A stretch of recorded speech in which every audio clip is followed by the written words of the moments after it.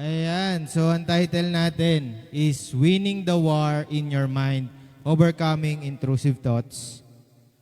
Okay, so yung kanina yung sinasabi ko, di ba lahat tayo, especially kapag madaling araw, parang may kumakatok sa isip natin, may mga papasok na thoughts, and then after ng 10 thoughts, 50, 100, kung ano na yung mga iniisip natin. Even yung past 5 years na problema natin, iniisip natin, hanggang maging 10 years na mga problema natin, hanggang pati future natin, pinoproblema natin. So yung mga worries pumapasok kapag tayo nag-iisa or sa madaling araw. Saan nga ba nanggagaling yung mga intrusive thoughts? Yun yung mga pag-aaralan natin at paano ba labanan yung intrusive thoughts. Sabi dito sa 2 Corinthians 10:3-5, sabay-sabay po tayo magbasa. 1, 2, 3, go. For though we walk in the flesh, we do not war after the flesh. For the weapons of our warfare are carnal, but mighty through God to the pulling down of strongholds, casting down imaginations and every high thing that exalted itself against the knowledge of God, and bringing into captivity every thought to the obedience of Christ. So yan po yung ating word for today. Naanyayaan ko po lahat po na tumayo para po sa isang maikling prayer. Lord, maraming pong salamat sa araw na to, Lord. Maraming salamat po at kami po ay nagtipon-tipon sa pangalan nyo. Salamat, O Lord, kayo po magbibigay ng wisdom sa bawat isa din ng understanding, O Lord. Kami po ay lumalapit sa inyo with a humble heart that willing to learn in your word. Maraming salamat po in Jesus' name. Amen. Okay? So tuloy tayo. What are intrusive thoughts? Ano ba yung mga thoughts na pumapasok sa isip natin? So sabi dito, intrusive thoughts are unwanted thoughts that suddenly enter your mind. So yun yung mga hindi natin kagustuhan ng mga thoughts na biglang pumapasok sa isip natin na akala mo, ikaw yung nag-iisip. So they may be involved fear, anxiety, guilt, lust, anger, condemnation, worry. Okay, ano ba yung mga example nito? Di ba may mga naririnig tayo na hindi ka sapat sa Kanya? Yes naman. Wala kang kwenta. Hindi ka mahal ng Diyos. Hindi ka nagbabago or hindi ka na nagbabago. Magfe-fail ka lang na magfe-fail. So, a thoughts entering your mind is not a sin. Yung pumapasok sa isip natin, hindi agad siya kasalanan. The battle begins when we start agreeing with it. Ibig sabihin, yung battle nag-start kapag nag-agree na tayo dun sa thought na pumasok sa isip natin. Okay, so pag-aaralan ulit natin yan. The battlefield is the mind. Sabihin mo sa katabi mo, the battlefield is the mind. So akala natin yung battlefield after natin magkaroon ng kasalanan. So hindi. So makikita natin dito, the real war starts here. Many people think the battle start when they sin. So yun yung sinasabi natin. Akala natin yung battle nagsisimula kapag nagkaroon na tayo ng kasalanan. So hindi po. So maraming Kristiyano ganun ang intindi. Sin, guilt, tapos thoughts. So kumbaga parang yun yung pattern nila ng battlefield. Pero yung totoo, base sa scripture, the battlefield begins in the mind, sa isip natin. So yung process, thoughts arrive. So pag may pumasok sa isip nyo, agreement happens. Ibig sabihin, kapag in-entertain nyo, so kumbaga parang may mga kumakatok sa isip nyo, tapos kung papapasukin nyo. Parang gano'n. Kunyari, kumakatok si Jamaica, nasa sa inyo kung papapasukin nyo. Ay, hindi, joke lang. So, feelings follow. So, ibig sabihin, after nyo mag-agree, may papasok na feelings. Oo nga, tama nga siya. Hindi nga ako karapat-dapat. Malulungkot ka na ngayon. Mag-isolate ka na ngayon. Hindi na dapat ako nagsisimba kasi yan, dumi-dumi ko na. So, i-isolate mo na yung sarili mo. Ayaw mo na kumausap ng ibang tao kasi meron ng agreement and then feelings. Then, after nun yung action, yung isolation. So, ganun yung nangyayari sa battlefield or sa isip natin. Sin is downstream, thoughts are the upstream. So, ibig sabihin, nag-uumpisa sa thoughts bago sa kasalanan. Yung action, yun yung sin. Yun yung pinakahuli. So, imagine yung brain mo, yung door sa bahay nyo. Yun yung sinasabi ko kanina, yung brain. So pag may pumasok, katok lang siya ng katok. Anxiety ako, papasukin mo ako. Ako yung depression, papasukin mo ako. So wala kang kwenta, papasukin mo ako. So ngayon, nasa sayo kung papapasukin mo yung intrusive thoughts na yon. So kung i-entertain mo, kasi kumbaga parang tayo, may control naman tayo dyan. Binigyan tayo ng control ng Panginoon. So, yung Satan's strategy, dito pag-aaralan natin kung paano nga ba si Satan kumikilos pagdating dito sa battlefield na to. How does the enemy work? The enemy rarely says, go commit sins. Diba? Parang naisip natin, si Satan siya yung nagsasabi ng, magkaroon ka ng kasalanan. So, sabi dito, rarely says, go commit sins. Ibig sabihin, madalang niyang sabihin na magkaroon ka ng kasalanan. So parang baliktad ata ko, said Pero hindi, makikita natin dito kung bakit. Instead, he plant thoughts. Ibig sabihin, nagtatanim siya ng mga thoughts sa isip mo. So hindi niya directly sinasabi na magkaroon ka ng kasalanan. Ikaw yung pumipili na magkaroon ka ng kasalanan. Dahil dun sa mga thoughts na ine-entertain natin. Nobody cares about you. You'll never change. God has abandoned you. This temptation is not a big deal. So yung mga ginagawa natin na tayo lang mag-isa, naisip natin, okay lang, bukas mag-repent ako. Bukas magko-confess ako kay Lord. Then after that, ulitin ulit natin. So ito ulit yung kasalanan. Kasi ine-entertain natin yung thoughts na okay lang, hindi naman to big deal sa Panginoon. Diba? Satan is a planter of lies. He plant and we choose whether to believe.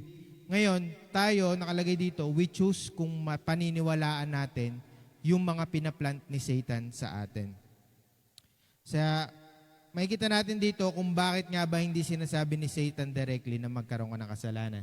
Ano sabi sa 2 Corinthians 11:14? Satan himself transformed himself into an angel of light. Angel of light. Kaya niyang i-transform yung sarili niya into angel of light. Nakakala natin, angel. Kala natin, light. Yung naririnig natin. The enemy often disguises lies as logic, feelings, common sense, or even self-talk. Sarili natin yung naririnig natin. So, hindi siya lalapit na may sungay. Ako si Satan, may sungay ako. Diba? Malalaman nyo agad yun. I-rebuke nyo agad yun. Paano natin masasabi na deception, diba? Kung nalaman nyo agad. So, hindi siya ganun mag-deceive. Kung paano siya mag-deceive, para siyang ikaw, para siyang sarili mo yung naririnig mo. Sabi nga dito, palang logic, feelings ginagamit din niya, common sense ginagamit niya. Kasi ako naniniwala ko, if the common sense ends, faith enters. Diba? So, hindi lang siya magsasabing, hello, si Satan ako. Madalas, mukhang logical, yun yung sinasabi natin. Feelings, reasonable, and then kadalasan, boses natin. Pero kasi nungalingan pala. So, yun yung usually na naririnig natin. Na akala mo, ikaw yung nagsasabi ng intrusive thoughts na yon, pero pinaplant na pala yun ng kaaway para ikaw ay masira. So, ngayon, the question, how to fight it? Ano sabi sa 2 Corinthians 10:5? Casting down imagination and every high things that exalted itself against the knowledge of God, and bringing into captivity every thought to the obedience of Christ. Ano yung obedience of Christ? Ilagay daw natin lahat ng imagination, yung mga thoughts natin, i-captive daw natin and ibalik natin sa obedience of Christ. Saan natin makikita yung obedience of Christ? Sa Bible. So ano ibig sabihin nito? Bawat thoughts na pumapasok, huwag agad paniwalaan o mag-agree. So tanungin muna natin, galing ba ito sa Panginoon? Sinusuportahan ba ito ng word sa Bible? Nagbibigay ba ito ng faith or fear? So bago natin paniwalaan. So kailangan may mga testing, may mga pagbalik tayo sa word. Hindi agad pag pumasok sa isip mo, yun na yun. Talagang wala talaga akong kwenta. Kasi sabi rin ng nanay ko wala rin akong kwenta. Sabi rin nila, wala akong kwenta. Diba? Walang nagmamahal sa akin, inabandon na ako ng Diyos. Sabi nila. Ganon din yung nararamdaman ko, ganon din yung feeling ko, parang ang layo-layo ko na sa Panginoon. Diba? Kadalasan nararamdaman natin yan. Pero yun pala'y ginagamit lang ng kaaway para tayo ay masira. Thoughts must stand trial. Sabi dito, God doesn't care about me. Yun yung usually na naiisip natin. So what does Scripture says? I will never leave you nor forsake you. Sabi sa Hebrews 13:5. So sino paniniwalaan natin ngayon? Yung nagsasabi sa iyo na ang layo-layo ko na sa Panginoon, hindi na siguro niya ako napapansin or wala nang pakialam sa akin ng Panginoon. Or yung Bible na nagsasabi na I will never leave you nor forsake you. Even in the valley of the shadow of death, sabi nga sa turo ni Kuya Jerry last time, hindi niya tayo iiwan. So sabi nga ni Kuya Jerry, yung valley pababa, di ba? Yung valley na yun, ibig sabihin, even in the downest moment ng buhay mo, hindi ka iiwan ng Panginoon. So yun yung panghahawakan natin. Instead of panghawakan natin yung mga pumapasok sa isip natin, yung mga intrusive thoughts na hindi ka na mahal ng Panginoon, panghawakan natin yung Hebrews 13:5, I will never leave you nor forsake you. So ganun ka-importante kung bakit kailangan natin magbasa ng Biblia at kung bakit natin kailangan mag-memorize sometimes ng mga or kadalasan ng mga Bible verse. Kasi kapag may mga intrusive thoughts na pumasok sa atin, we can go back to the Word instantly na naka-restore or naka-store sa ating mind.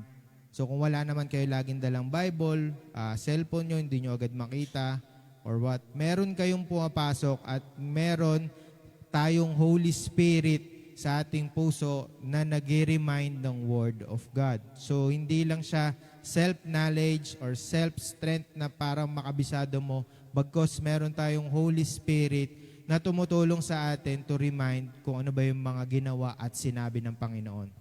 So, or yung God's Word na I will never leave you. So, thoughts must stand trial. So, ibig sabihin, lahat ng thoughts natin, kailangan nag-stand siya ng trial, nagkakaroon siya ng testing sa Word of God. So, hindi siya basta paniniwalaan lang natin.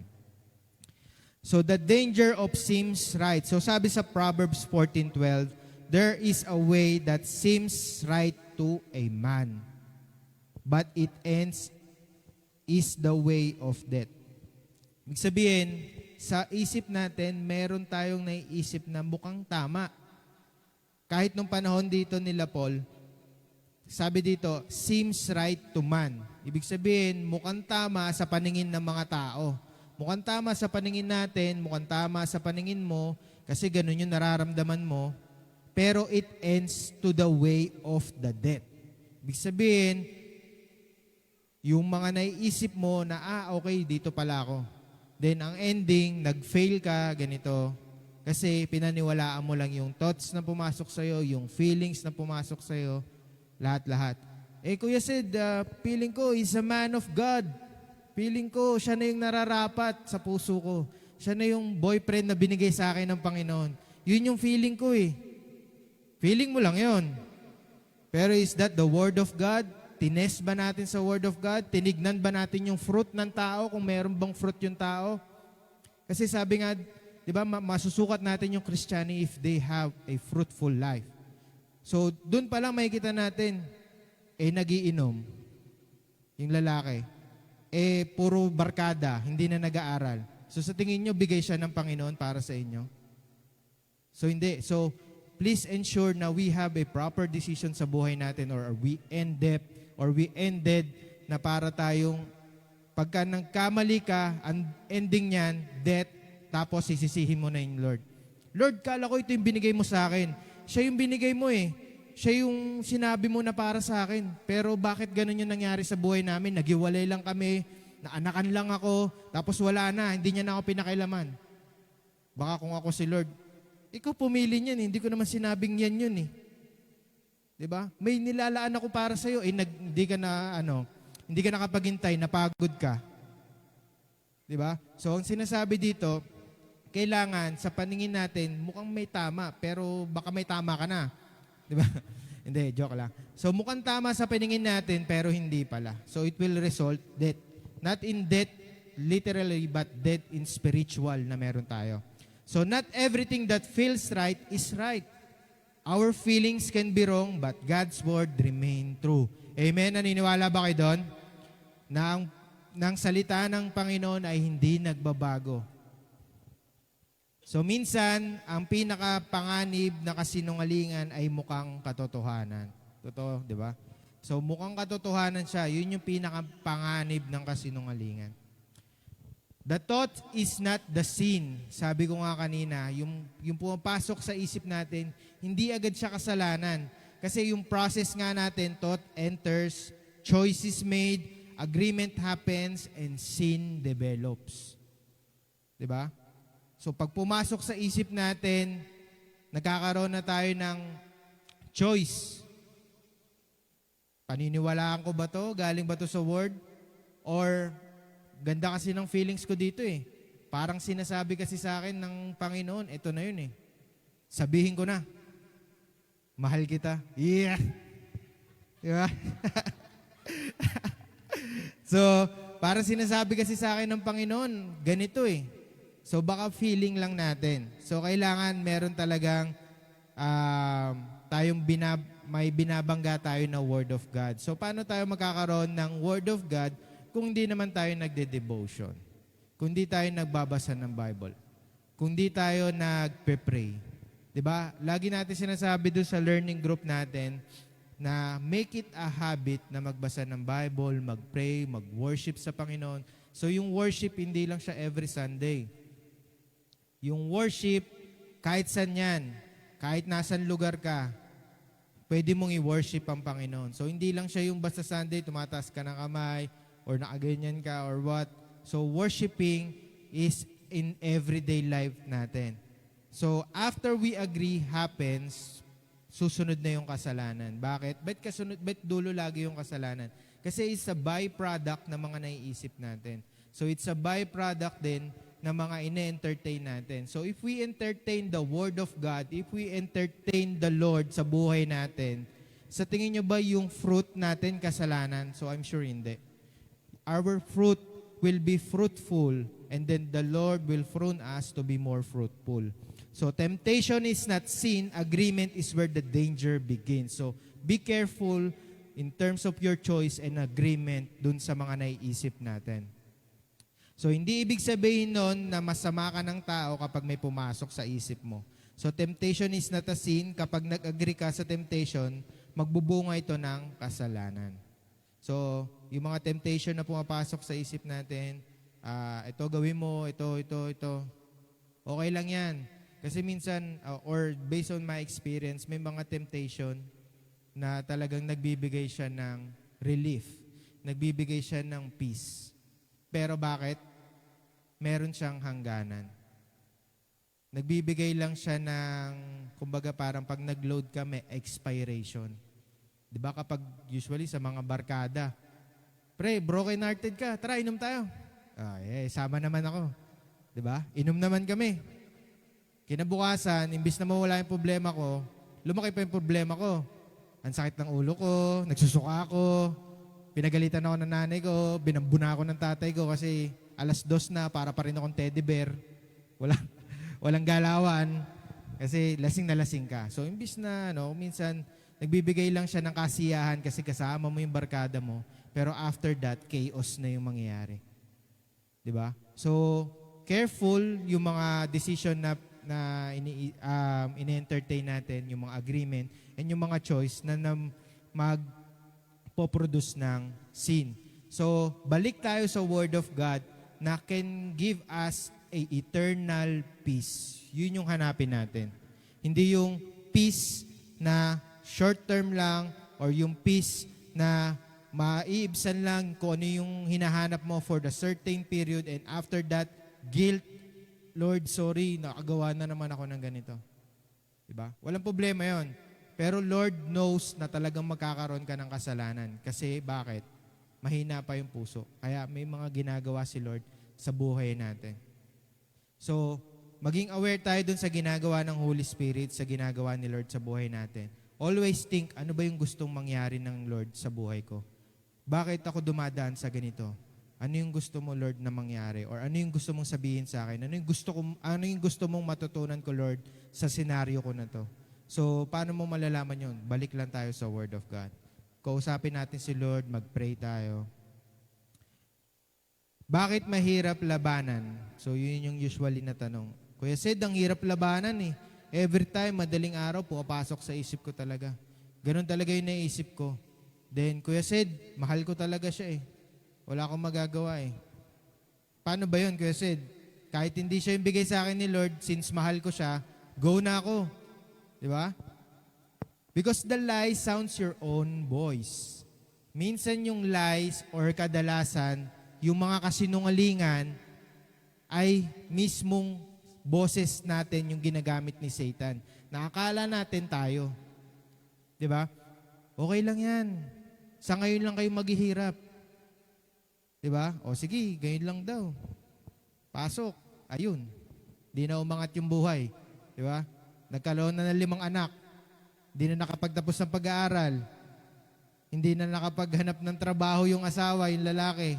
Kasi, sabi nga dun sa, kung natatandaan ko, dun sa, ano yan tawag natin dito? Sa youth camp natin, ang turo ni Ate Sara, if you commit an adult, kumbaga parang, yung mga things na ginagawa ng adult, tapos ginagawa mo pa lang sa kabataan mo, meron siyang adult consequences. Kunyari, yung sinasabi nga ni ate doon, pag nabuntis ka, ayun na. Hindi ka na makakapagtapos ng pag-aaral. Hindi naman sinasabi ending agad. Baka possible hindi ka makapagtapos ng pag-aaral kasi inaalagaan mo yung anak. Ganito, ganyan. Pero hindi pa end of the world. Balik lang tayo sa Panginoon. Ganon din sa mga kalalakihan. Akala nyo babae lang? So, kailangan nyo maghanap ng trabaho. Kailangan nyo maghanap ng bubuhay sa pamilya nyo, dun sa anak na ginawa nyo.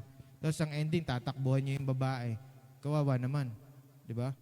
Na, ay, ganito, kasi dala lang po yan ng kabataan. Mahirap naman yun. So, be careful dun sa mga ginagawa natin, sa mga choice na pinipili natin. Ang ending kasi nito will be a spiritual death sa bawat isa. And ang ending, sisisihin pa natin ng Lord sa mga nangyayari sa buhay natin na tayo mismo yung gumagawa ng desisyon na yun. Kaya nga tayo binigyan ng Lord ng free will. Sabi ni Lord sa salita niya, choose life kaysa sa death. Sino yung life? Si Jesus. So always choose Jesus, the Word of God, the truth, the life, the bread of life, instead of death. So simple lang yung pamimilian natin. Walang lukewarm. Talagang Christian or talagang not believer. So talagang ganun lang, Christian or not believer. Kung may times na parang lukewarm ka, balik ka lang talaga sa salita ng Panginoon. So bakit mahirap labanan? Naririnig mo minsan failure ka, hindi ka sapat, wala nang pag-aasa. So mas usually ganun yung naririnig natin. At dahil sa boses mo yung tunog, akala mo ikaw talaga yon, di ba? Familiar yung mga naririnig natin. Na akala mo, ikaw talaga yung mismong nagsasabi sa sarili mo. Pero, hindi pala. Hindi lahat ng naisip mo ay galing sa'yo. Kaya dapat itest natin lahat gamit ang salita ng Panginoon. So, stop fighting your thoughts with thoughts. Okay, so let us sink that in muna. So, stop fighting thoughts with thoughts. Ano ibig sabihin nun? Example, depressed ako ngayon. Ang response natin, ating positive lang. Positive lang. Nade-depress ako eh. Kasi ang depression, negative, di ba? Lahat ng pupasok sa isip mo, negative. So, ang gagawin mo, papalitan mo siya ng positive thinking. Di ba? So, nangyayari, yung thoughts na pumasok sa'yo, nilalabanan mo rin siya ng isa pang thoughts. Base dun sa word natin kanina, kung paano siya labanan, is, diba, take captive and bring back to the Word of God. So, you cannot defeat lie with another human thoughts. Hindi natin madidefeat yung kasinungalingan ng another human thought din na galing din sa'yo. You defeat lies with truth. Ano ba yung truth? Si Jesus. Ano ba si Jesus? Yung Word. Ano ba yung Word? Yung Bible. So, who is the truth? Sa John 14:6, Jesus is the Word. Jesus yung truth dun sa John 14:6. And Jesus is the Word So para matalo natin, balik lang tayo sa Word of God. So hindi basta pag may pumasok sa'yo, entertain mo, palitan mo ng bagong thoughts, so hindi siya ganon. Okay? So palitan natin siya ng Word of God na hindi nagbabago. Kasi yung thoughts mo, possible yan magbabago every time. Pero yung Word ng Panginoon na pinalit mo dun sa thoughts mo, hindi siya magbabago. And it will give you peace, clarity dun sa sitwasyon na meron ka. Replace, don't resist. Replace, don't resist. Usually, yung ginagawa natin na replacing ng thoughts is a resistance dun sa thoughts na meron tayo dun sa kasalanan. So, sa tingin mo, may bumabagsak sa yung malaking bato. Isipin mo lang to, bigla lang siya pumasok sa isip ko. Alam niyo yung mga illustrations sa mga kabataan na may malaking batong gumugulong sa hill, tapos pilit mong pinipigilan. Diba? Bumabagsak siya, pilit mong pinipigilan. Nire-resist mo yung bato. Ang ending nun, habang tumatagal, napapagod ka. Habang tumatagal, nangihina ka. And then, ang ending, susuko ka, di ba? Kasi sobrang bigat na. Pero hindi pala yun yung gusto ng Panginoon. Gusto ng Panginoon, umalis ka dyan. E di umalis ka, dinalaglag yung bato. Tapos umakyat ka ulit. Di ba? Hindi ka nahirapan. Eh, ang gusto mo, may nalalaglag na bato, saluhin mo lahat eh. Di ba? Ang bigat. Lord, ang bigat na Lord. Eh, yung shoulders naman natin, hindi naman meant to carry. Di ba? Ano ang sabi ng Panginoon? It is meant to surrender. To lean sa Panginoon. Ibig sabihin, surrender natin kung ano man yung bigat na dala-dala natin at ibigay natin sa Panginoon for us to feel na magaan yung buhay natin. So instead of fighting a thought with another thought, replace a thought with God's Word. So replacean natin siya ng Word ng Panginoon. Example, I am alone, God will never leave me. Diba? Ang kala natin, nag-iisa tayo, pero sabi sa salita ng Panginoon, God will never leave me. Hindi na ako nagbabago. Sabi rin ng magulang mo. Pero anong sabi ng Panginoon? I am a new creation in Christ. So paano hindi ka magbabago? Eh sabi ng Panginoon, you are a new creation. So sino paniniwala natin? Ikaw na nagsasalita o yung si Satan na nagsasalita sa isip mo? Or si Lord na nagsasabi that you are a new creation? I am condemned. Nako-condemn ako sa mga bagay, sa church, sa bahay, sa mga kaibigan ko. Pero ano sabi ng Panginoon? There is no condemnation for those in Christ Jesus. So if you are in Christ Jesus, there's no more condemnation. Ano na lang meron? Conviction. Failure ako. Lagi na lang ako nag-fail sa relationship, sa trabaho, sa family, broken, etc. I can do all things through Christ. Yun yung sabi niya. Pero bakit natin sinasabi na I am a failure? While the Lord said that you can do all things through Christ. Diba? So sino paniniwalaan natin ngayon? Yung pumapasok ba sa isip natin? So natatawa ako doon sa isang kabataan, may testimony siyang ganyan kahapon. Ano nga yung testimony mo? Wala ako eh. So, basta sabi niya, may mga school activity ba daw siya? Mga ganun. Tapos, ang ending, may word na pala siya ni Lord na I can do all things. So, ayaw niya pang paniwalaan eh. Eh, sabi ni Lord, yun talaga. So, ngayon, nandun siya sa kung saan siya dapat naroon. So, ngayon, di natin ito mapapalitan if we are not in our word. So talagang di natin mapapalitan yung mga yung mga thoughts na pumapasok natin if we are not in our word. Ano ba 'yon? Yung Bible na meron tayo. We are not in our Bible, praying, worshiping on Lord, talking to the Lord and listening to the Lord. Hindi lang siya one way na we are always talking. We just need to learn how to listen. Because yung listen, doon nag-uumpisa talaga yung learnings na meron tayo. Kasi if we just talk, and then ending, in Jesus' name, Amen, tulog na ako. Eh, ikaw lang yung nagsalita. Hindi mo narinig si Lord. Hindi ka na rin nagbasa ng Bible. So, sa learning group natin, tinuturuan kayo on how to hear God's voice clearly. So, hindi lang siya one way, but it is a two-way communication, yung prayer, especially prayer natin. Sabi sa Romans 12:2, renew your mind daily. Sabi sa Romans 12:2, and do not be conformed to this world, but be transformed by renewing of your mind, that you may prove what is that good and acceptable and perfect will of God. Sabi dito, we need to renew our mind and do not be conformed by this world. So ano ba yung mga ginagawa natin dito sa mundo? So wag tayong magpa-conform sa mundong ito, but be transformed by renewing of our mind. So sabi dito, yung renewing, ang Greek nun, ano nga yun? Anakienosis.